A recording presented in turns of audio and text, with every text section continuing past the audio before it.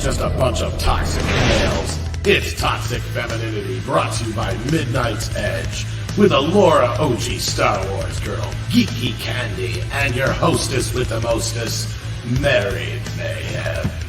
Greetings once again out there in YouTube land, and welcome to Toxic Femininity. Also joining us is Miss Lorena Creole, one of our regulars now. Thank you for joining us tonight. Thank you for having me, Tom. And of course, a version of that thing. I know. Well, I need to do a new version, basically. Yes, but yes, and we also have a Laura OG Star Wars girl. Hello. Hi, and welcome everyone. Yes, welcome indeed. And last but not least, our hostess with the mostest, the mistress of mayhem herself, Mary B. Jesus Christ! Fenton! All right. Christ! Fenton! Oh, Jesus Christ! Fenton! That never gets old. I am so fired already. Andre's gonna be like, I told you not to be doing so many of those. No, I started it. I take forward. Here she goes. Oh crap. I'm sorry. I love it. Oh, she's a dolphin already. That transformation this time did. It's bound to happen course. tonight too. We're talking Yes. dick pics, so Yeah. And what a interesting face to have a dolphin when we talk about dick pics. Oh, we'll get to that. First, I want to say though, folks out there, if you are a fan of the show and you want to support these lovely ladies, there's one way you can do that, and that is by heading over to Mixed Tees right now and getting yourself one of these gorgeous Toxic Femininity t-shirts and or hoodies and more. They've got posters and everything else. Head on over there right now, and I may even have a discount code for you by the end of the show here. We'll see. I'll think about it. Depends on how good you guys are. I really want that hoodie now. I do know, too. right? Love hoodie. Hoodie is cute. I need Like- that t-shirt. It's hard to get me to rock just like a regular t-shirt, but hoodies I will rock all day, every day. Mhm. And really want a hoodie. You think it'll fit my dolphin head? Yes. Yeah. Okay, cool. Yeah. I think one size fits all dolphins. Get my flippers through the armholes. Flip her faster than lightning. Oh. I make Mary's so exciting yeah, okay. when she's flying through the water. I didn't even know the word. I don't do songs. Do better, Tom. I don't do songs. We It's gotta not- do it's not better, my Tom. We gotta All right, here's the code though. If you want 10% off these lovely t-shirts, all you got to do is enter the word toxic, TOXIC, into the coupon code there, and you'll get a cool 10% off your purchase right now. Toxic is the word, because these toxic ladies know how to dish the toxicity. Am I right? All right. Just So head on wait. over there. Oh gosh, you guys have no idea what's in store for you tonight. Oh. Mhm. My God. So you know what? Let's not even wait any longer. Let's not drag out this opening any longer than we have already. Let's get to the news.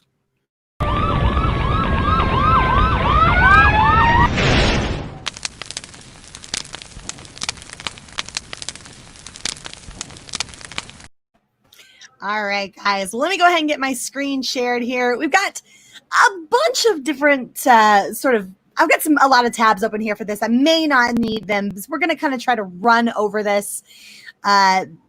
You don't necessarily have to agree with the side. This is Cosmic Book News. They're part of the problem in the first place, which I'll get to. I was telling the girls earlier, I was like, these were the idiots that sort of exacerbated the issue by putting out that ridiculous piece about the pedo words. So we'll get to that. So we'll start off with this. They get the general gist of it here, even though they're part of the problem. So turns out Kathy Yan, the director of Birds of Prey, is having a bit of a controversy with Grace Randolph. Now, for those of you who don't know who Grace Randolph is, she's a YouTuber, she's a scooper, she kind of does reaction to trailers, and then she's moved into kind of covering and getting the scoops on all the Hollywood stuff. And so she's been right and she's been wrong. I kind of tend to like her, even though I don't necessarily agree with a lot of the political stuff that she dumps out there at times. I tend to like her, though, and I think she means well, and she has been a big advocate for the DCEU. She's a huge supporter of the Snyder Cut, all of that jazz. Well, she kind of got into it with Kathy Yan. Yes, and their little cat fight is very, very interesting, you guys. It's delicious. It's so delicious. It's small, round, and delicious. You would think that they couldn't have had this argument with a straight face, considering you got two chicks arguing over dick pics on the internet today. Learn it? Did you want to fight? Is that the deal? No, it was even worse, man. It was even worse than that because you got chicks like yelling at each other over dick pics. So I'm going to dive into this here. So the Birds of Prey controversy erupts with director Kathy Yan. The ill-fated Birds of Prey movie once again returns with controversy as director Kathy Yan lets loose tweets on Twitter. Yan, who you could argue sort of directed Birds of Prey, took to Twitter to shoot down and she directed it to shoot down an earlier rumor about the film, and also.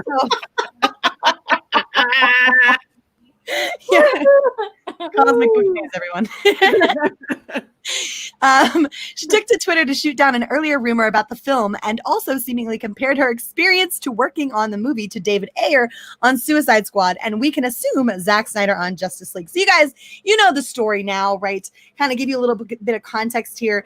The Snyder Cut's a thing. It's happening. The Snyder Cut is being released on HBO Max next year. Everyone's all excited about it.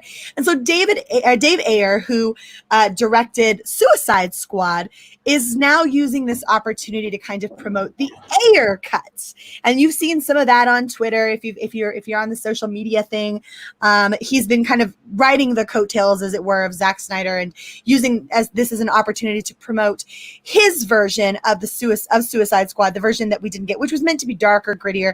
And so he kind of takes to Twitter, and now Yan puts a tweet out there that I can't really construe as any way other than her essentially sort of stoking the fire for release the Yan cuts.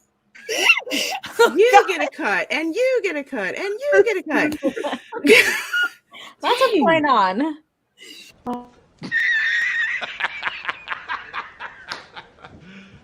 You serious? As a heart attack. Yeah.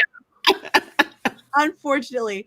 So before we get to addressing before we get to Yan addressing the rumor, previously it was reported by Deadline that the first cut of Yan's Birds of Prey tested really poorly. So Warner Brothers, head of DCEU, Walter had to go fix the movie. This is what Deadline reported. I hear the first cut tested really poorly and that DC film boss Walter Hamada got Birds of Prey into shape of being the critically praised film that it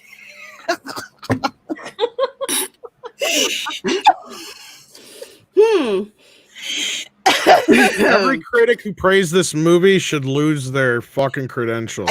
Yeah, That is all. exactly. widely reported. No. This thing was worse than fucking Suicide Squad, folks. It was. How hard do you have to try to be worse than? And this Suicide Squad came after BVS, guys, and before the video. How bad do you have to be the worst fucking DCEU movie? It made about $200 million at the box office, right? And we've seen Kathy Yan. She's run her mouth about, I'm a minority director and the world wasn't ready for my female-led film. Now this is post Wonder Woman, right? In a post Wonder Woman world where we've got a freaking $1 billion female-led movie, multiple movies that have done. Catwoman is better than this piece of shit. Oh my God. Dang, now that's bad. Ooh. Killed Birds of Prey with Burning acids. The main reason we're reading this article is so we can kind of condense the tweets, right? So I don't agree with Cosmic Books News take on this, especially since they're the ones that stoke the fire, but they do consolidate the tweets first. So it's really no surprise that Birds of Prey needed fixing, as Kathy Ann had no previous experience on big budget flicks. Now that's it's true. She had no previous experience on big budget flicks. I think she had one other movie under her belt, and that's it. So we're gonna keep that in mind when we go to look through these tweets. That she's got just 2 things to point at, just two under her belt in terms of directing. And so what we're gonna point at later is that particular thing right there. And do you want me to read the super chats now, Tom, or I'm not sure? No, that's fine. I'm just showing them on the screen. Oh, If you want to address them because they have to do with the story, if you're not into the story, that's up to you. Okay. Well, okay. I wasn't sure. I just didn't know what you wanted. I'm sorry. I apologize. I didn't mean to derail us. No worries. No worries. So I'm back. So regarding David Ayer, who has been vocal about the studio interference on his Suicide Squad, Kathy Ann tweeted, "I'm so sorry this happened to you, David. I know the pain." Okay, so now this is the tweet that she retweeted here. Okay, Dave Ayer, as we've been talking, he's the guy who's writing the Snyder cut coattails, trying to get what momentum he can in order to push the Ayer cut. And it has been somewhat successful. Fans are calling for Somebody watched Andre's video. I did watch Andre's video. Yes, I did my homework. That's so sweet. We do. We all do our homework here. Yeah. I know. I'm just so proud. I'm smiling from ear to ear. Nice. That's just his birthday buzz. That's what's going on. Crashed. Not yet. I haven't butt chugged yet. Oh. Okay, I'm good. Hashtag butt chug. I'm gonna need you to let that one go, Tom. So anyway, so she retweets David Ayer, right? This was reshot because the tone was too dark. My first act was a normally constructed film. I took my inspiration from Nolan. There were real scenes with incredible acting between Jared and Margot. Joker was terrifying. Harley was complex. And so, like I said, he's been pushing his Ayer cut. And there has been some steam behind it. And you can argue as to whether or not this is a good or a bad thing. I don't mind. As I said, I don't know that I care that there's a release of the Ayer cut. That's fine either way for me. If it's basically already done, I don't see the problem with it. If HBO Max can throw that out there and spend little to no money and get some people to watch it, that's probably a good business move for them. But I just don't know that I give a shit about it personally. So Kathy Ann, at the point of this, she retweets him, right? "I'm so sorry this happened to you, David. I know the pain." Now, again, there's only 2 movie credits she has under her belt, and only one of them are big budget, supposed to have been a blockbuster, and that was Birds of Prey. And I forget what the name of the other one was. You looked it up earlier, Lorena? Dead Pigs. I kid you not. not. I was like, knew it was Pig something. Yeah, Pig something. I know nothing about that movie, but it's not. So there's only 1 or 2 things she could be pointing at that she knows the pain of here, right? And so that would have had to have been Birds of Prey. So she's pointing at studio interference. She's essentially insinuating that she understands what it would feel like to want to have your work put out there instead of the studio interfered with work, right? So then this is where it starts to get heated up a bit. Grace Randolph retweets her in classic Twitter beef fashion, right?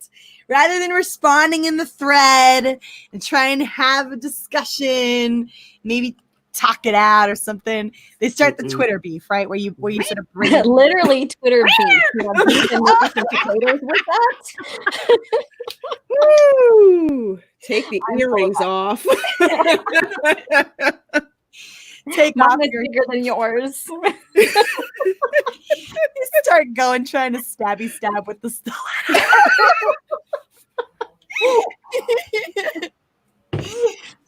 This is bad. It gets so bad, guys. The back and forth that they have. So she says, "I told you guys, massive reshoots, largely to take out dick pics. storyline and add more action via Chad Stileski. I'm surprised Yan would jump on this bandwagon, though. Hashtag Birds of Prey was very well reviewed by critics. It was okay reviewed by critics, and has a very strong fan base that vehemently defends the film as is. Hashtag DCEU. So again, as I said, she's been a big advocate for the DCEU. She's content with these films as the way they are. Grace is not attacking the film itself here, right? Yeah. She's pointing out this nonsense of a Yan cut, essentially, because they made some silly decisions, right? Yes. Mm-hmm. So she's not, and like, you don't have to like Birds of Prey to understand Grace's fandom here, right? And to understand that this whole nonsense of, and you get a cut, and you get a cut, and you get a cut. Yeah. Is a little overkill. And they argue over a certain point in there, and that's the dick pic. They want that revealed, or she wants that revealed. So you know where her mind is at. She's like, just give me some porno. Give me something, a little bit. Yeah, just give me a little bit, no matter how small it is. I don't know that that's where their mind was. Hey, we're not supposed to be. Oh, wait, that's the male gaze. Never mind. That's the male gaze. Right, I'm just following through what's going on in my mind about this. Guys, it's assumption, yes, but it's funnier than hell. Okay, you guys? So Kathy Ann fires back, right? She's like, excuse me, you have no idea what you're talking about. It's fascinating you would deem to try when you weren't part of the process whatsoever. Which I think in and of itself is a reasonable thing to point out. Okay, so Grace has her sources, of course, but she wasn't necessarily there. Right. So she can't necessarily say that she knows exactly what went down behind the scenes. That being said, this wasn't just reported by Grace. This was reported by multiple people. She may have broken it, but there were multiple people who backed this up with their own sources, right? Yeah. Mm-hmm. So Grace points out, she's like, no reporter is ever part of the process. They're different jobs. Everything I reported is common knowledge. With many insiders, I brought it to the public. I gave your film a good review, and I said you have a strong fan base. So logically, there should be no problem here. Yeah, you were a little antagonistic there, Grace. Just a little antagonistic. Talking about them dick pics. I swear to God, this is golden right here. It is. I just felt like just having some popcorn. We did it. We struck internet gold. We found it. We got it. Yeehaw! I'm gonna be rich. Snipe the hell out of Mama, I'm buying your house. Not to everybody. Not for everybody. Just don't cut the dick. No. Sorry. You get a movie, and you get a movie, and you get a movie. We haven't even gotten to the context for the dick pics yet. No. Okay? We haven't. So Kathy Ann gets a little snippy back. And this is where my issues with Kathy Ann begin here. So she says, and I thank you for the support, but let's set the record straight. There were never dick pics. You peddling a pedophilia rumor is not journalism. Peddling any gossip is not journalism. I know, I was one. Now, look, I did my research today, okay? I looked through absolutely everything, and there is absolutely no indication whatsoever that Grace at any point insinuated that something that heinous was. I was going to say, I'm calling bullshit on that, yeah. She did. She absolutely didn't. Yeah. That was picked up by Cosmic Book News, who started taking what she had reported about the sort of statue of David with the small penis that was in the likeness of Black Mask, being the picture of that being inside the diamond that got swallowed by the girl. That's what that stemmed from. Grace Randolph never once insinuated that. That was insinuated by Cosmic Book News. Yeah. Journalism. I'm trying to figure out how the heck did you come to that conclusion? So they pushed it. For her name is on the tip of my tongue. The young one. Tom, help me for the love of all that is good and holy. The young one, the one that was Birds of Prey. Yes. Oh, fuck! You're asking the wrong guy to remember. He's like, I tried to wipe that from I don't my remember mind. names. wasn't No, very that's memorable. literally an ongoing gag on After Dark. Is I have to ask Rob everybody's name. Uh, I don't know That's anybody. That's age. No, I'm joking. Yeah, that too. life for the love. Cassandra Kane. There we There go. you go, Cassandra Cain. I'm so sorry. I had a complete. I knew who you meant. Yes, the young one, right? So the insinuation was that she swallowed the diamond that had the dick pic in it, right? And that was why they wanted her. Because the character in the film is young, that's where the insinuation of pedophilia came from. Because she's swallowing a dick pic. Is that what it is? And that he wanted to get it out of her, right? So Oh, for fuck's sake. that's how they insinuated. Oh, my That wasn't Grace. God. That wasn't Grace Randolph. Shit it out. Okay. That was Cosmic Book Snooze. That's who. Cosmic Book News pushed that. Yes, not Grace Randolph. So that was where Kathy Ann lost me, right? Our little director of female of color. You know, the oppressed one. Yeah, I'm so oppressed. The oppressed one whose shitty movie sucked. So that was where she lost me in this argument myself, right? And so she was like, I know, so let's set the record straight. There were never dick pics. You peddling a pedophilia rumor is not journalism, even though Grace never peddled that. Peddling any gossip is not journalism. I know I was one, but Grace didn't peddle gossip. She had a source, right? Yeah. And the source, as it turned out, despite the fact that we're calling it dick pics, that's sort of the name that's been given to it.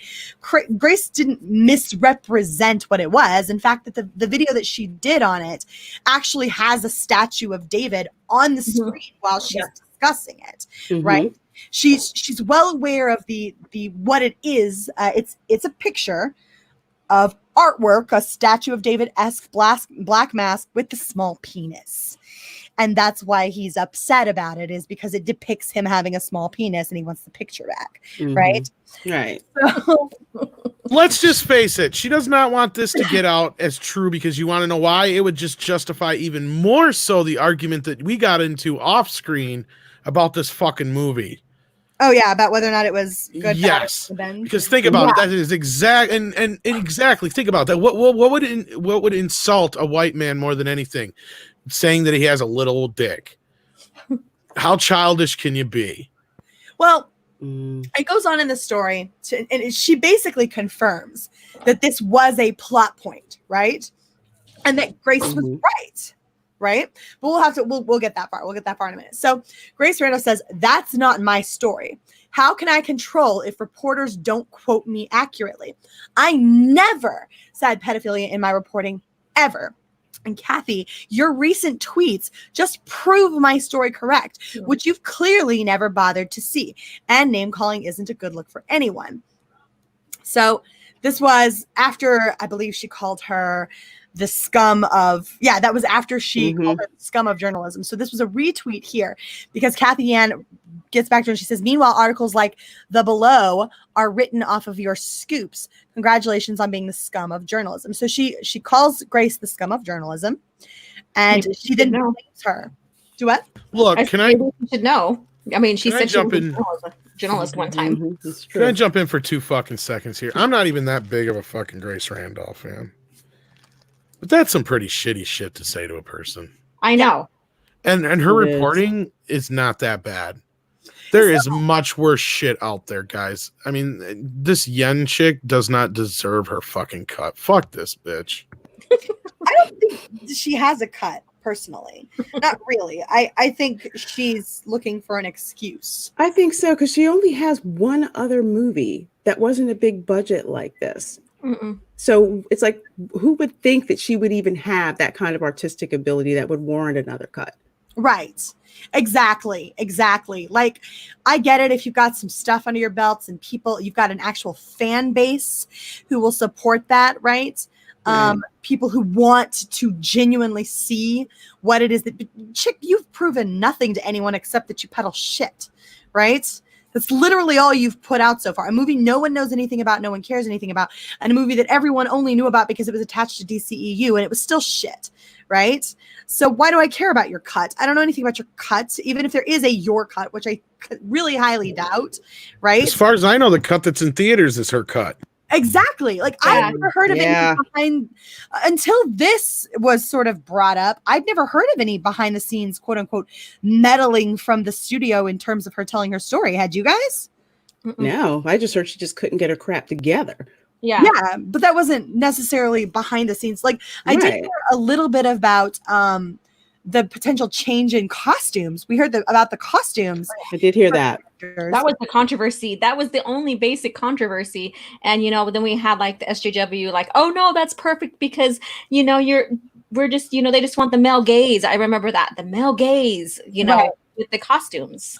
I just know that costume was butt ugly. I liked it better from Suicide Squad. The male gays are not going to get caught dead wearing anything like that. Our date they will say it's wearing that. Yep. They will say it's fucking tacky, and it looks like a 4-year-old put it together. She looked like a rainbow bright chicken. Am I Honey, wrong? that is so chicken? not working. Like it was just, but that was the only controversy I'd ever heard.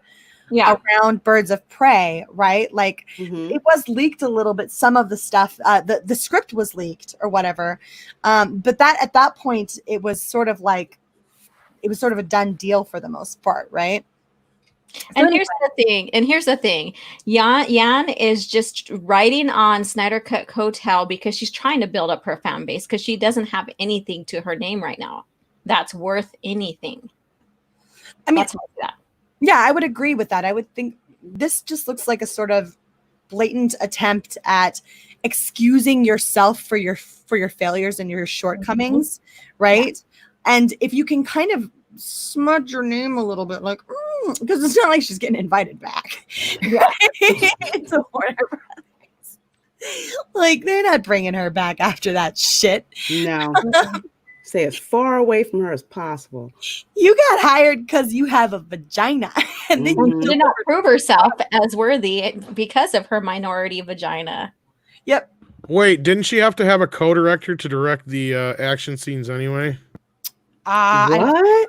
Is she? I gotta look that up. That may be what they're referencing on this. Wow. They're talking about. Maybe she wasn't even around for the reshoots. I have no idea. I'm not going on anything there, but I did hear the dick pic story back in the day. And that's what made me think it's like, you know, it's one thing, and I've said this a few times, so forgive me out there in the audience if you've heard me say this already, but I think it's fitting here. It's one thing, like, say, if somebody comes up to you and says, hey, your girlfriend's cheating on you. You're like, okay, I don't know if I believe this person. Maybe they got an ulterior motive, whatever. But it's a little different when you got 2, 3, 4 people who aren't connected that start telling you that your girlfriend's cheating on you. You almost got to start believing them no matter what she says, because the evidence is not in her favor. And in this case, the evidence is not in Kathy's favor.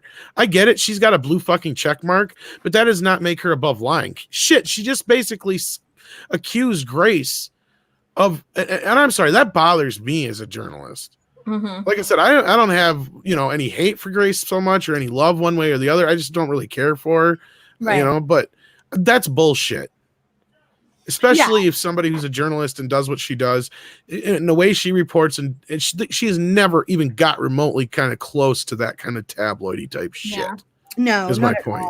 And she's been pretty, I would say she's had a lot of integrity and a lot of, like, even if you don't always agree with the stance that she takes, she has integrity about it, right? She stands behind, she really does genuinely try to find out the scoops, right? And deliver information. And she's sometimes she's right. She does get stuff right pretty often, right? And she's gotten stuff wrong too. But that's anyone in her position, right? In her particular position. She's not Deadline. She doesn't have the sort of like inexact route or whatever. She's got some sources, okay? And so she's doing what she's got to do. And you play this game and you get better at it and you get more sources and eventually you get to a sort of higher status. But that's what she's in the process of. And she's right fairly often. And so she's not an unreliable source here, guys. She just doesn't always hit the nail exactly on the head. So yeah, I mean, like I said, I don't love Grace Randolph. I don't always agree with her on everything. I don't watch her channel constantly, but I respect the girl. I really do respect her. I don't believe you. I'm not as familiar with Grace Randolph, but one of the things that I do not particularly care for when it comes to Kathy Yan is her leaning on this whole people of color crutch. Because number one, the whole people of color moniker is ridiculous. It's BS. Everyone has a color, okay? And they use this term POC to basically lump all ethnicities together to just make everything homogeneous. Yeah, to me, it always feels like it's one step away from CP. You know, and I don't want to say that, so I don't understand why the other is okay. We're all a different color. It doesn't matter. So we're all people of color, white, black, Asian. To me, that's an indicator of looking for a cop-out, personally, right? Yes. Like, your color has nothing to do with the quality of your I didn't want to say that, Mark, but that's what I was insinuating. That's exactly what it is. Yeah, and even your gender, all of that does not have anything to do with your skill set. You know, your what you can contribute. That all comes with training and experience. Yeah, unless you're in the NBA. And look, I think we Okay, that was a joke. It didn't land that bad. Yes, I know, Jesus it was a fucking joke, Tom. Christ. I didn't get a chance to laugh. I'm sorry. I mean, I know we're not that serious, are we? Come on. No, but I find it interesting how, you know, like in the 60s, it was all about being good enough. A bone here, for fuck's sake. We're laughing, Tom. We're laughing. No, she should have gotten at least, for Pete's sake. Come on. I did. I totally did. Calm down, Tom. No one's mad at you. Larry was clear. He was not white. Have you not seen Space Jam? Just like Bill Murray said, he's not. Yeah, it's a ruse. It's a ruse. There's no white man that's that good at basketball. It's just not. It's bullshit. It's a myth. Yes, he's albino. I know. It's a myth. It's a myth that was permeated by the NBA to say, look, we got a white guy who's good at. No, you don't. You liars. Toxic Man Flu. We'll get to your super chats, guys. I swear to God, we're gonna get to him here. This is probably a good time to get to him, don't you think? It's probably a good time to start. Well, I haven't quite finished. Oh, go ahead. Sorry, I'm so sorry. I thought we were off the subject. No, my bad. No, not quite. We're getting there, but we have a couple more to cover here. There's more from this chick. Oh yeah, yes, there is. It's kind of to give you the context of what we're actually talking about here. So, the storyline that you could see Roman's dick on the statue in the picture in the diamond, and he was upset it looked small, so that's why he was so fixated on getting it back. A picture of a statue's dick, especially in this context, is a dick pic. Hashtag birds of prey, hashtag DC. Because here's the thing, it kind of was a dick pic, right? Granted, it was of a statue, but Kathy Yan diverts here, right? This is not true. There's never been any discussion around the size of Roman's dick. I can't believe I even have to write that. The original script called for an image of Roman as Michelangelo's David. You know, art. If that's a dick pic, then the Louvre is full of them. But here's the thing. You made it into a joke in the movie, Kathy. You made the art into a joke, and I realized it didn't make it into the movie because everybody decided this isn't going to work or whatever. Supposedly it tested poorly is some side that I've heard of it. But you're the one who turned the Roman as Michelangelo's David, art into the joke that he was insecure about the size of the picture, about the size of it in the picture of the sculpture. Yeah. You're the one that did that. So you can call it art, but you're the one that made it a joke. Grace Randolph is just, reporting on what you did. And you can try to spin it as, it's just art. It's just art. The Louvre is full of dick pics then, right? Yeah, this isn't the Louvre. This is birds of prey. No, you're making the point right there, Mary. The fact that he doesn't want the pic out there and it depicts his form for that reason makes it a dick pic. Yes. His form. He does it so eloquently, doesn't he? His form. I didn't want to say his weenus more than once. Jesus Christ. You say weenus? What did you say again, Tom? What was that again, Tom? Weenus. Yeah, okay. All right. I heard it right the first time. I had to. This house is a fucking prison on planet bullshit. In the galaxy of this sucks camel dicks.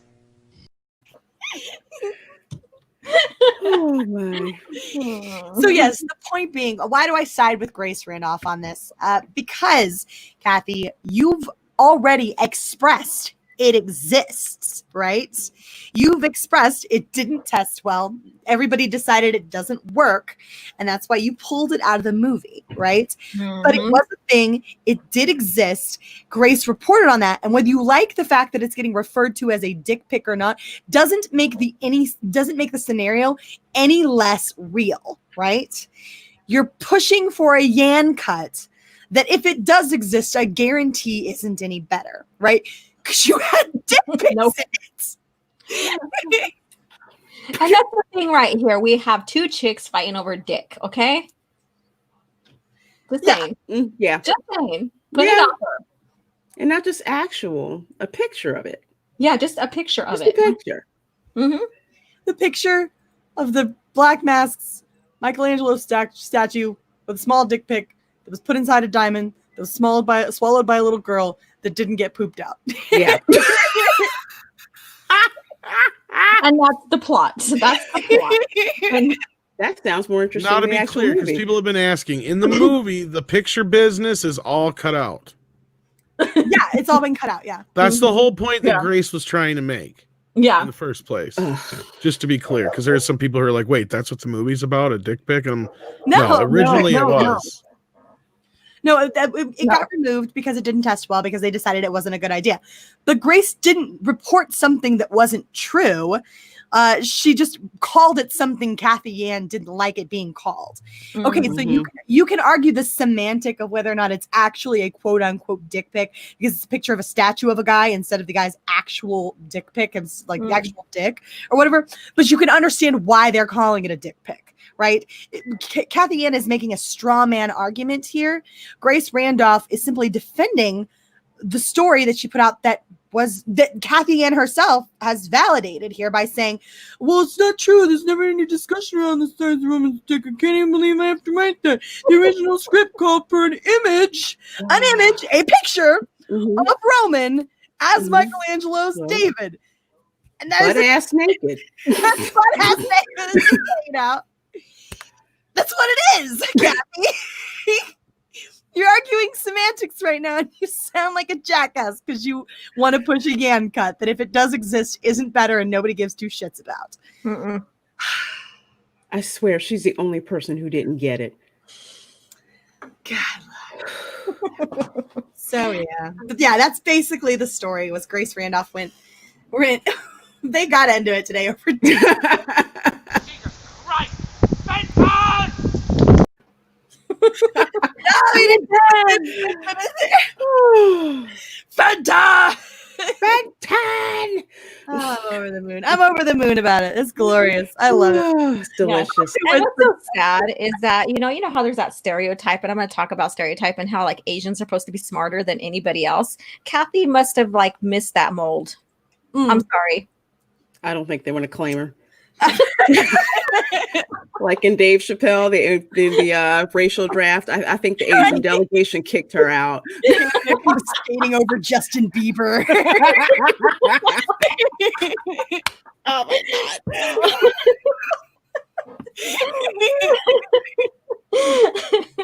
Oh God, I've just been having fun tearing this woman apart today. The story and going through everything. It's I don't know. She just does not do her cause any justice whatsoever.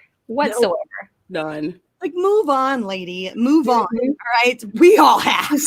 Take that L and keep going. Take the L. Yes, take the L. You're not helping. Your dick pic discussion is not helping. Oh.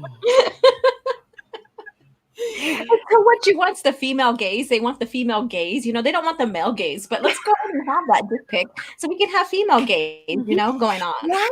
But then they don't want male spreading. And so what the hell is that about then? You know, it's so confusing these days. So confusing. Freaking picture that backwards, right? Picture that the script getting flipped and not having been a woman's nudes being swallowed by a diamond indicator, where everybody would have screamed sexism, but it happened to a guy, so it's funny, right? Yeah, Kathy? whatever. No, what's funny is if it actually was about like Harley trying to stop like her nudes from getting out there, then the movie actually would have had a plot. Oh my God. All right. Well, let's go ahead and get on these super chats, then we'll move Yes, on. please. We'll move on to our Because our audience has been so very, very patient, and they've been so generous to send us so many lovely super chats. Let's not waste any more time. So much. Absolutely. So Trace XL kicks us off with the super chats. He says, Kathy's just managed to get any D-pics and her reshoots still didn't help that dumpster fire of a film. Her promo reel probably couldn't cook sizzling anyway. Oh my God. Also, sexy baritone. Hello, ladies. Hello. Hello. Hey, Trace. I freaking love Trace. All right. Sam McKay with Australian $30. Hi, guys. Finally caught the stream. Sending some love your way. Well, thank you for joining us, and hopefully love our commentary about this silly dick pic argument between these two ladies. Listen. Oh, well, next we Jesus have... Christ, Fenton. Fenton. Jesus Christ. Jesus Christ! Fenton! Best dog ever. Oh, Boy, that escalated quickly. Ooh, with Mr. Mooney Blue, we have 30 Australian dollars. Thank you so much. Actually, Mr. Mooney Blue won. I'm going to get that straight. Hey, everyone. Hope you are all staying safe. Lots of love coming from Australia. Well, thank you. Thank you. Thank you. Good day. We are trying to stay safe. It's crazy over here. Mhm. It is. Crazy. Fenton is no minimum effort puppy, folks. He is all in on that shit. I like this guy. Because I figured it out. I watched that enough times. I'm like, that's not even a little dog. You know, you look at it and you're like, oh, that's like a little chihuahua who thinks he's got big nuts. Oh no, that's like a baby husky who's got no fucking fear whatsoever. No husky. Look at Christ! Fenton! Oh, Jesus Christ! Fenton!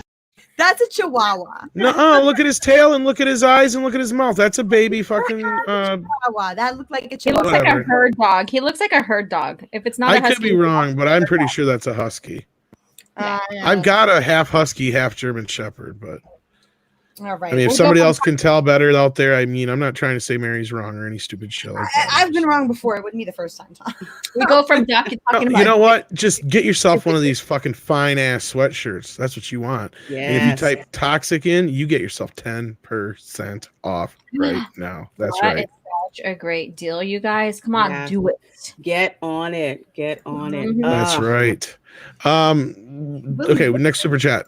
Willie Woodward for $5 says, hello, ladies. Y'all look lovely. Well, I'm not on camera because my room is an oven and I don't really feel like melting on camera tonight, but I do appreciate it. And I'll take the compliment. I'm just lazy. I didn't put on any makeup. I'm still pulling up from today's little dance ceremony I did. And so that was cool as hell seeing I you. know. I love it. Looks awesome, Laura. thank you. So he says, 2, after Toxic Femme, join me on Willie the Monkey King, where I interview the super surgeon scribe, the script doctor. Well, I think that is absolutely wonderful. I'll keep an eye out for it after this. Don't believe him. Everything he says is a fucking lie. That's, No, I'm kidding. I love Script. He's awesome. Script doctor's touch base cool. with Script, man, and have him hang out sometimes. That's one of those things. We I'm need to like, have him on Shenanigans. yeah, Yeah? Yeah, I think so. Oh We wow. could give that a shot. I think he'd be perfect for that. Laura, do you want to get the next one? Yes. So I think it's Syllabdul. I am so sorry for the butcher of your name. Well, you $5. went and give her the hard one. Good job. No, I'm just kidding. I know, right? Going in order. I can't even say. I think it's Syllabdul. Syllabdul. Syllabdul. Syllabdul. Yes. Yeah. All right. And see, you got such great attention from us now because we're trying to figure out your magnificent name. You got the women just crying your fucking name. Yes, exactly. So thank you so much for the $5 super chat. Here are the strong, knowledgeable, beautiful women here. Hashtag Team Grace, Kathy Yen, Mad Her Movie Sucks without statue Pepe. Support the Snyder Cut. Yep. Without statue Pepe. I like that. The Pepe. Here's one for statue PP. With or PP, without is that what it's trying to say? Pepe, PP. I you know what? I'm a big fan of Pepe Le Pew. That's always been my like Looney Tunes like crush. Well, I almost say can be both because I remember. So I read Pepe. Have you guys ever seen Multiplicity? No. With Michael Keaton? No. No, of it. Oh wow, damn. Well, okay. It's a great movie. It's about a guy who finds out he can get himself cloned, so he does. But then the third clone that gets made is a clone of one of the clones, so he's kind of special. Oh. So he's talking to him because like all of them end up sleeping with. Oh my! And he's like, "Did you do it?" And he's like, "Well, Steve, she touched my Peppy."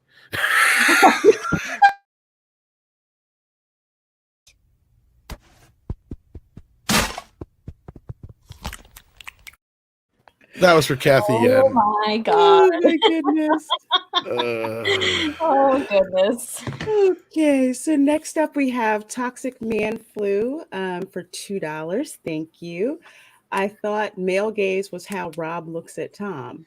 Yes. I love that when it came in. I laughed so hard. We have so much fun with the male gaze term. It's so amazing. That Siladil says, here for dick talk and multiple women saying my name. Winning. Simultaneously saying his name. Yes. I gotta leave that alone. You win. Hallelujah. Hallelujah. We got another one here from Toxic Man Flu for $2. It says, I have a color pasty with sickly highlights. Oh. We still love you anyways. Yeah. I understand the pasty thing. I go outside, I just burn. He's like Red Lobster. Lobster. Oh, yeah. Oh. All right. I could play Sebastian in a play if I wanted to after I got burnt. That's for sure. Look at me. I'm redder than a lobster. All right. Matt G with a $2 super chat. Thank you so much. There was an Ice Pop storyline originally in Bop or Birds of Prey. Ice Pop storyline. Ice Pop. He might be talking about the thing you don't stick inside you. Yes. Oh, Jesus. Fantastic. Really? Oh. I don't know if he's joking or actually. I don't Leaving it alone. Leaving it alone. Yeah. Here's my thing about the dick pic kind of thing, and then he's going back to our last time we talked about this Ice Pop. That was on Fandom Menace, though. That was, yes, I know. Yeah. Whole difference. Yeah, whole different ballpark, darling. But yes, we get what you're talking about. Now, Mary, we're picking up what you're laying down. Mary, you got to help me with this one. Back to the Sebastian thing. Lobsters aren't red until they're cooked. So what's up with Sebastian? He's just dead inside. Does he have like this backstory we don't know about? Is that why he's so insistent? There's no canonized backstory. No, listen to me. Think about this for a minute. He was actually in a pot starting to boil and he escaped. Yes. And he got back to the ocean. And that's why he's like, Ariel, listen to me. The world is a mess. Up there, they will fry your ass. Trust me, girl. You want to be down here where the water is nice and cool. Anyway. I'm so offended right now. Probably. I don't know if you're offended just because I'm doing the accent or if you're just offended because of what I just came up with for Sebastian. But you know what? I think that makes him a savage mofo. It's actually both. I think that makes his character really fucking savage, yo. Except like he's seen some shit. I can't get into a philosophical debate on this the savageness of Sebastian the Crab and the Little Mermaid with you right now. I've seen some shit, girl. You don't know. Some real bumble clock. You don't want to know. God have mercy. There's a reason why I sing that song. Yeah, it's happy and catchy. I get it. But it's got a warning. You are welcome to do whatever you like with your own headcanon, Tom. But as far as Disney is concerned, I want to see that movie. There's no Sebastian the Badass backstory where he turns the It's knife. like 1986 Red Lobster. Red Lobster. He's sitting in a tank. I can't clip nothing. I can't move my claws. They're taped together, man. And everybody else is like, yeah, I know it sucks, man. Yeah, because they all sound like that. Yeah, obviously, yes. I'm kidding. Can I go now? All right, let's move on with a couple more super chats here, and then we got to get to this next story before it's too late. Oh my god. Okay, let's see. We have Toxic Man Flu again for $2. Thank you. I cut it short. The Lorena Bobbitt memoirs. Oh. Ooh. Oh my. Ouchie, ouchie. Oh my. Toxic Man Flu. In itself. Thank you so much. I think that's why Dollified said this next one. Yes. Okay. So Dollified at $2. Thank you so much, darling, for your super chat. Avoid all super chats from Toxic Man Flu. Well, I think your warning is a little bit too late, but thank you for the $2. Yeah, I see that. We're good with it. We're good. We're all right. We'll get there. Mascot for $2. I like this one. Is it art or is it junk? Question of the day. Double entendre there. Yes. Yeah, I would say so. Why not both? Why not both? It's his junk. Touche. All right, folks, let's get on with this next story. Who's excited to possibly see? Yeah, we got some crabs here now. Thanks a lot, Generation Production. We all got crabs. To crabs, and so in like 2.0, it's quick. Pepe Le Pew He even to gave crabs. us everybody crabs. He's giving everybody crabs. Yes, Tom. Thank you so much for giving us crabs. No, Generation Production did it. No, I'm just kidding. All right, ladies, tell us how excited you are to get the sexiest man in the DCEU back. All right. Well, we gotta make sure we report this as rumor. So this is rumor as it stands right now, guys. This is coming to us from Batting into Comics, so of course I'm not the only source to put this out there. So rumor: Henry Cavill could return for J.J. Abrams' Superman. We keep hearing J.J. Abrams is going to make a Superman movie as part of his deal with Warner Brothers and recast the role. However, that might change with Henry Cavill moving closer to a return in the Cape. Sources told YouTuber John Campea Abrams is indeed making a Superman movie, and it will include Cavill, or at least that is within the realm of possibility. The reason they haven't announced anything, Campea said, is they want Abrams to still have some flexibility to make those decisions. Sorry. You're good. So Cosmic Book News, fuck you guys, first reported the Abrams Superman rumor that it would result in a recasting with young unknown David Cornsweet as the favorite, and it would be the beginning of a fresh start for the DC Extended Universe under the Rise of Skywalker director, his buddy, and the Batman director, Matt Reeves, and the Suicide Squad's James Gunn. The realization of Zack Snyder's Justice League and Cavill's retention of the part after years of lobbying threw those alleged plans for a loop.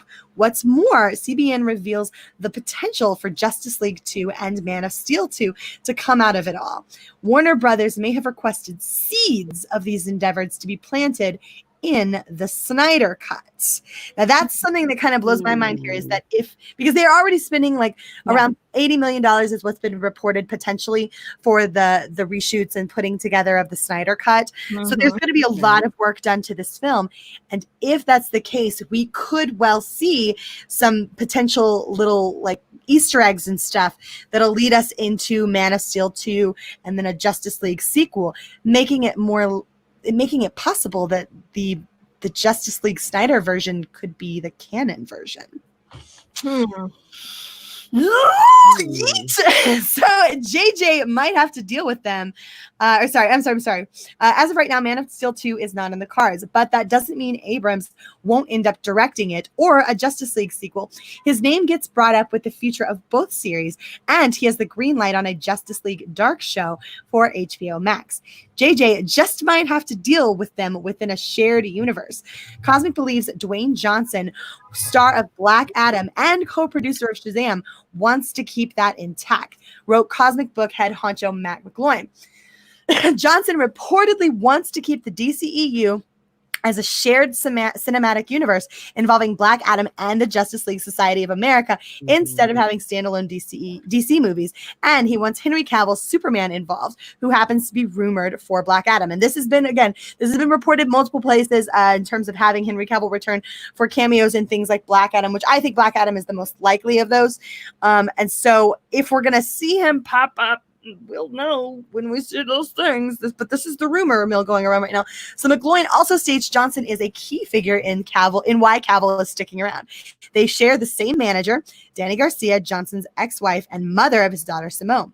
Though Warner may use him strictly for cameos in DCEU movies, Cavill isn't a lock for Black Adam. He could show up in Shazam sequels or Aquaman's, but it's not certain yet. He's reportedly only in talks with the studio, and a deal hasn't been reached. There's doubt too. J.J. Abrams is next to helm a Superman film, lending credibility to the idea. However, his recent comments made by Damon Lindelof, who produced Lost with Abrams, in an interview with comicbook.com discussing Abrams' script for Superman, Flyby, Lindelof stated J.J. is obsessed with the Man of Tomorrow. But it's interesting that we mentioned JJ. Before long, I worked with him on a Lost JJ. On Lost, JJ actually wrote a Superman script. They never got made for a variety of reasons, mostly of which I think is like that Wolfgang Peterson was trying to make a Superman versus Batman movie. The writer adds, they were also trying to do Justice League of America. This was all before Chris Nolan came in and basically took over Batman, etc. But it all kind of just got lost in the wash. He's had a long-term obsession with Superman. I guess what I would say is I would love to see a JJ Superman movie, but I don't have a take on that character that would be better than that. So in light of the above rumors, who can tell where that obsession is headed? Okay, so I've been reading some of the chats here, and there's a lot of disdain towards JJ and how he, basically ruined Star Wars IP with the two movies, particularly Rise of Skywalker. And so they're not even chiming up to this, thinking that it's gonna make Superman even worse. Is that possible? The JJ Abrams moving over to DC is a done deal. Yeah, that's happening one way or another. The question is where exactly what the extent of his reach will be on all of this. And if it's true that he's got this sort of like obsession with doing a Superman movie, right? It's possible that he could worm his way into that. And these rumors are pretty Flyby sucked. The rumors, well, a lot of the shit that we've gotten lately. No. You don't understand. JJ already wrote a Superman script years ago. Yeah. It's fucking horrible. Well, so's all the other shit we've gotten from him, Tom. What's new? I know. Actually, considering what he did to Star Trek, that was the first part. Scared, and then Star Wars, and then this is the third one. Oh God, very He's scared. like the Grim Reaper to these franchises. Yes, you realize that he's the Grim Reaper. We let him fuck up Star Trek. We let him fuck up Star Wars. And now we're talking about letting him fuck up the DCEU. What's next after that? Marvel? Like, let's just let JJ. God forbid, but yeah. Jesus Christ. Yeah, like Matt G says here, Doomcock said JJ is the cinematic antichrist. That's absolutely. Thank you for the $2 there. And since we got that, we might as well get this one just before. Toxic Man Flu says Jar Jar turns Man of Steel into Cuck of Steel when he copies the script from lost episodes of Little House on the Prairie. Oh my gosh.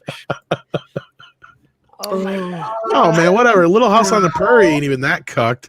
Because like fucking Michael Landon's a badass dad, yo. Well, here's my thing. I want a Man of Steel too, mainly because I want to see a good Superman movie, right? Yeah. And look, I'm not a Snyderite. I don't stand behind Man of Steel. I didn't care for it. I don't particularly advocate for Zack Snyder's vision. That's not my thing. But that shouldn't imply that I'm not on board with getting another movie about Superman, Man of Steel 2, specifically Henry Cavill in the role is why I'm willing to advocate for that. I'm with you because I love Henry Cavill. Loved him in the series The Tudors. He was freaking awesome. I didn't really like Man of Steel, but I liked Henry Cavill in it. So I would love to see another Superman movie with him. Yeah, he's and despite the fact that he's supposedly hard to work with, he does the role damn well. Especially he's great in Witcher too. Yeah, he is. I'll have to check that out. You haven't seen that? I have not. Oh, girl, I've been so That's your swamped. assignment now, darling. And I've been so swamped. I just finished up Game of Thrones, so I know you did. I was following that. Yeah, I love this super chat from Last Jedi 22. He says, I know. Superman powered by yellow sun lens flare. I love it. It's great. You know what I just discovered the other day? I just discovered this. I didn't know, but Henry Cavill actually played. So you guys know the movie The Count of Monte Cristo? Yes. Yes. He's out there. He's the son. He's the son. He's out there. I had no idea. My Lord, he's been around a long time. Now you say that, I vaguely remember it. He is a cutie even as a kid. Oh, yes, he ages well. He's aging well. Yes. Very much so. Sorry. I'm going to refrain. Trace has got a good point here, though, of course, about JJ. Lens flares do not a great film create. Mystery boxes aren't cute or clever. They're a cover for trash writing. And J.J. Abrams is kryptonite. Simple as that. I agree. I think he's a hack. J.J. Abrams is a hack. He's a total hack. And but here's my conundrum. I really want to see Henry Cavill in the role. And I just keep sort of holding my breath a little bit that we can hope for something, you know? I know that it's a moot point if JJ writes and directs the thing, because then it won't fucking matter because it'll be shit, right? So Henry Cavill in the role or not, it won't save anything, but I kind of want to see it. I would see it. I would too. I would. I'm right with you, darling. Like to quote Anna, my uterus, you know? Like, absolutely. I just see people and I just and that's what Lorena will say when she watches Witcher. Yes. Yeah. So I will have to tweet as I watch Witcher like I did with Game of Thrones. You should. Oh wow. It was a ride. It was a real ride. She'll be sitting there watching it, and then all of a sudden it'll just be like, Great Odin's Raven. You know what? When you start it, Lorena, and I'll rewatch it alongside you, so you can. Oh my God! Let me know if you do that. Cool. I'll do it too. Okay. Oh God, are you guys gonna have like a session in this thing or what? We should talk to femininity. Oh my gosh! Yes. Good ending. JJL's crypt. Oh my God. You can act them, my son. You can be one in the sunflowers. They'll give you all your powers. Trust me. See, my big thing, I'm not even advocating for like the Justice League 2 per se.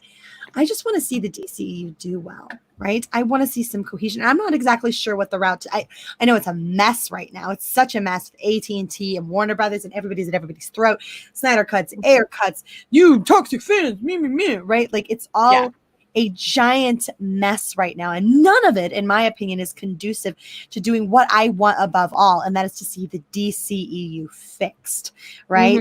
I want to see, because we've got some great strings to pull on here. We've got Wonder Woman, Gal Gadot. I don't want to see her go anywhere. We've got Henry Cavill, at least for the role of Superman, is just pitch perfect. You got Jason Momoa as Aquaman, pitch perfect. Yes. There's some seriously good stuff to work with here. What the hell is going on? Can we please fix this? I want to see this work. And my big fear is they're just going to keep making all of these missteps. J.J. Abrams is not the route to take. His track record is shit. I agree. He's absolutely kryptonite for this stuff. He destroys everything he touches in terms of franchises. So he is a hack, and I don't want to see him take this over. Why is this so difficult? Why is this so damn difficult? You have enough to work with here. All you need are some decent writers and people to execute these plans properly. What the fuck? Jesus Christ, Fenton! Jesus Christ! Fenton! You need to look at that dog closer. He's a classic. I love Fenton. He's a badass dog. Yes. He gives zero fucks. Exactly. He's like, fuck you, water dogs. It's my rock now. We got a $2 super chat from Toxic Man. Fluey says, can we go back a Kelvin timeline, JJ? I'm not sure what he means exactly by that. I told him to clarify. You don't have to send another super chat. Just, I'm not sure if you mean back to the Kelvin timeline, because if that's what you mean, fuck to the hell no. Yes, kryptonite is female shirts. I don't know if he's drunk or what. Don't send too many now. Darling, buy some kryptonite, okay? Yes, that's true. Mongoose McQueen sent $2. Have you seen that Abrams did to Spider-Man? No, but I heard it was really bad what him and his kid wrote for Spider-Man comics. I'd heard about that as well. Yeah, I didn't see the comics, but yes. Yeah. I did hear about the tragedy. I like this. Yes. I like this one up here that said JJ would have. I can't find it now, but to save his father, JJ would. Oh, here it is. Annabelle said it. JJ would have had Superman punch the tornado. What's stupid? Is it Superman 3? He turns the tornado inside out. No, hold on. Here's my thing. Okay. We know he can handle a tornado. Closer to Superman. This is my opinion on Snyder. You guys can like it or leave it or whatever. You don't have to agree with me. This is my opinion on the whole Snyder take on it. Him punching the tornado to get it away from Pa Kent would have been closer to Superman than him standing there watching his father die by it. I would have to agree. Yeah. Well, like I said, even jokingly though, but for reals, we've seen in Superman 3, he turned a tornado inside out. Come on. That's more Superman. He manipulated the weather, but he's not like per se human. He comes from a different planet, and so his abilities are way stronger than if he was on his own planet. The guy can move so fast as to turn the world in the opposite direction. Yes. Exactly. Well, right. I know that's the Reeves nonsense. I will debate it's more so that he's not turning the world backwards as he's going back in time, and it just appears that the world's going okay, backwards. But all I'm saying is that's damn fast, Tom. It is damn fast. Yeah. And that proves the point that he is faster than the Flash, no matter what the Flash wants. I'm not getting in the middle of that, Tom. No, he is. He's much faster. That's just Namco sent £5. Just a thought. Will there be a 25% error with JJ? What would it be, considering he went with Star Wars for the franchise?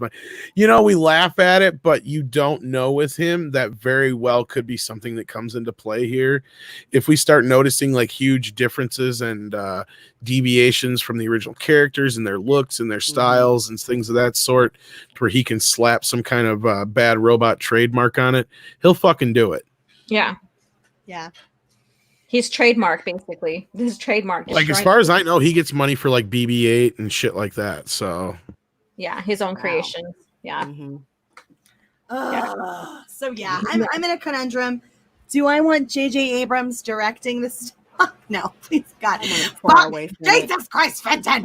No, but like at the same time, you want to fight about it, Willie? I'm here. You know where I'm at. There's parts of me though that are really, really hoping that this all kind of leads to something, right? That it might lead to the potential for Henry Cavill coming back, that it might lead to the potential for some good threads to be pulled on because those threads are there and they exist.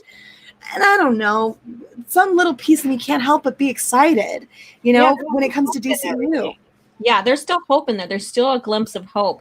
It's not a title, entirely annihilation that we've seen they do to Star Wars. And so there's a glimpse of hope, and that hope will be in where exactly it will be and where they'll exactly place JJ. And I'm sorry to say this, but he's nihilistic, very nihilistic. And that disappoints his head.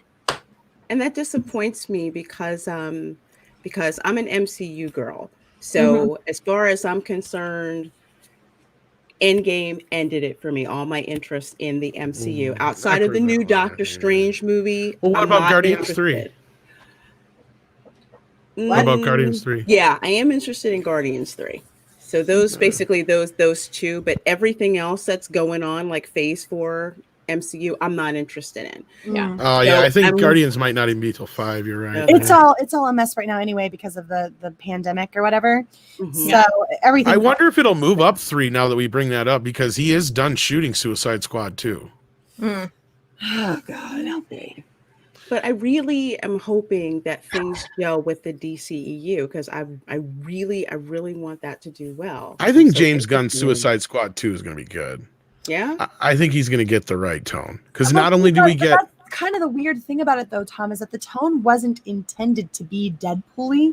It was intended to be sort of. If you've seen Super, you'll know what I mean. He knows the tone. He'll get it. It'll have jokes that are going to be funny probably in it, but don't worry. He'll make it dark. And if they let him go full R, it's going to be fucking gory. And yeah, it's not going to be like kids movie type shit. That's my big concern though, is that the sort of Guardians, it's not going to be in that like happy-go-lucky, trust me. If you've ever seen Super, it's one of his earlier movies.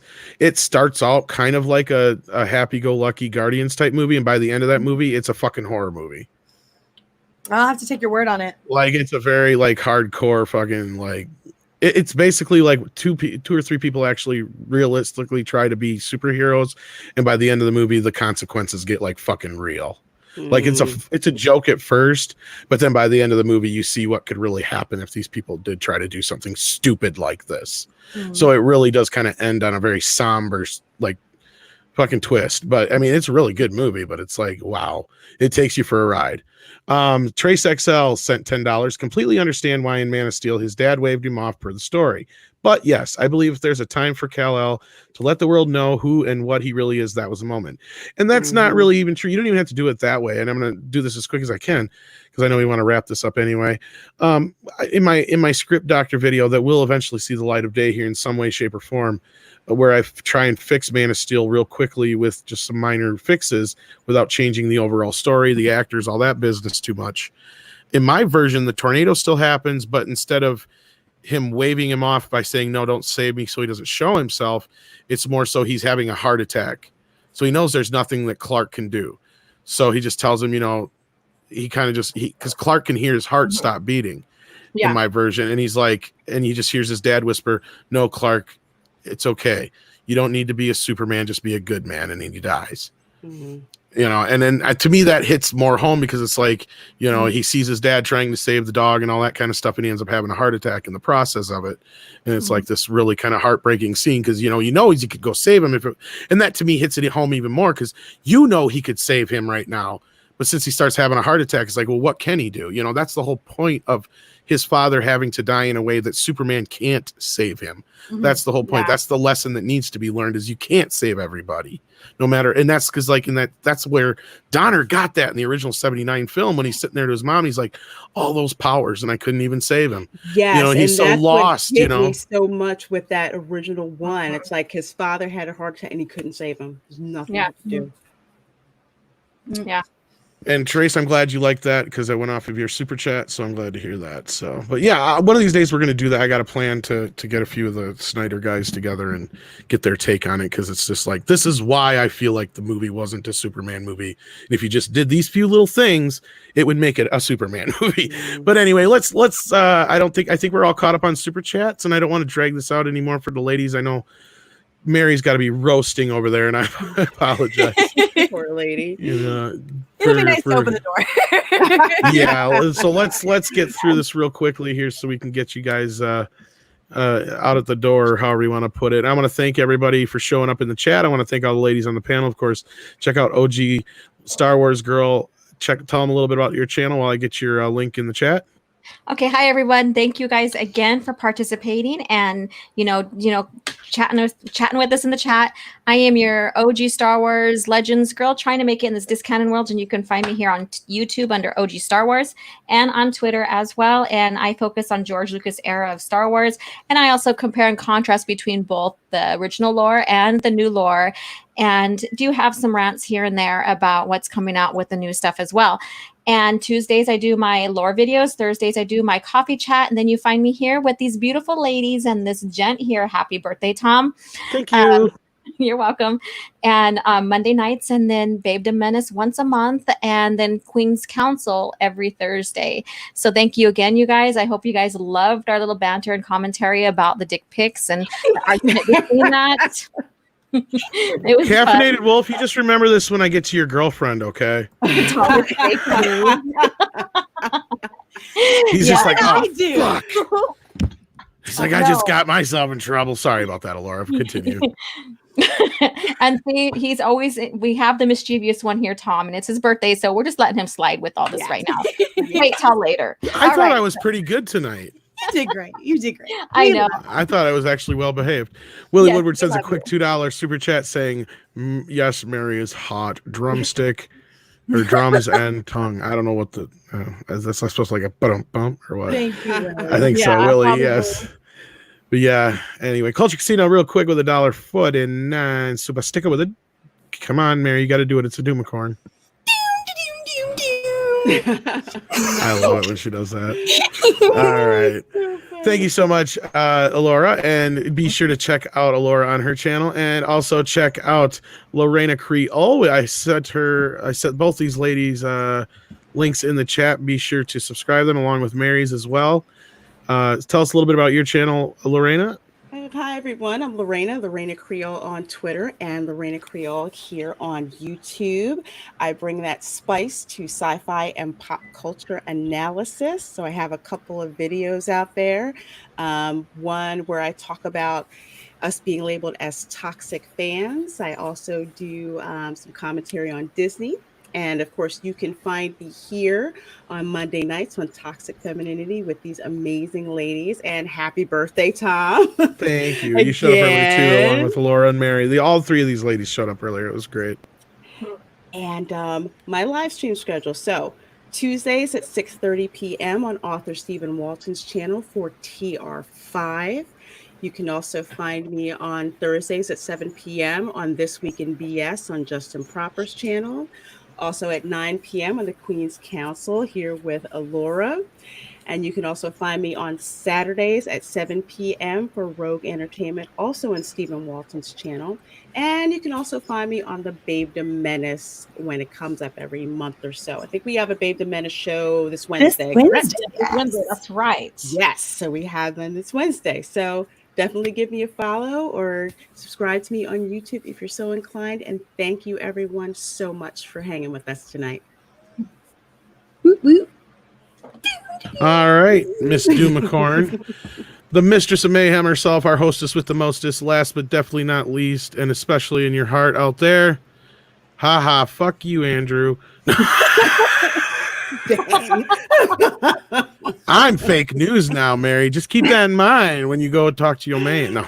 Oh my God. Anyway, tell them a little bit about yourself. I'm sorry. Well, hi guys. I am Mary B. I am the mistress of mayhem, disruptor of the narrative, and official Whammon card holder. You can find me over on my channel, Mary Mayhem. I talk about newsy news stuff during the week, have a little bit of fun on the weekends. You can also find me here on Monday nights for Toxic Femininity, as well as on Geeks and Gamers. And like the other ladies, I extend the sentiment, all the love in the world, Tom. Happy birthday. And we just thank God for you. You're an angel. Oh, thank you. I appreciate that so much. You guys have all been so sweet. What was that? Now you're not fake news. Oh, I never said it. You know who said it. So. I'm just entitled to his opinion. I guess so. And I guess he'll be entitled to sleep on the couch tonight too, huh? I'm kidding. I'm kidding. All right, folks. I appreciate everybody hanging out with me, especially on my birthday earlier and all that good stuff. Be sure to check out Mixed Tees, where you can get this lovely Toxic Femininity t-shirt and, of course, this hoodie and so much more. And if you type in the word toxic, you can save 10%. How's that a bad thing? I don't think that's a bad thing. Do you think that's a bad thing? No, it's a great thing. That's a good thing. So make the world see that, not everything that's toxic is bad. Because even though all these ladies and myself are called toxic here on a daily basis, you can see that we're nothing but, roses and sugar and spice and all things nice. Mm-hmm. With a little bit of Harvey in there. Oh my god. Oh.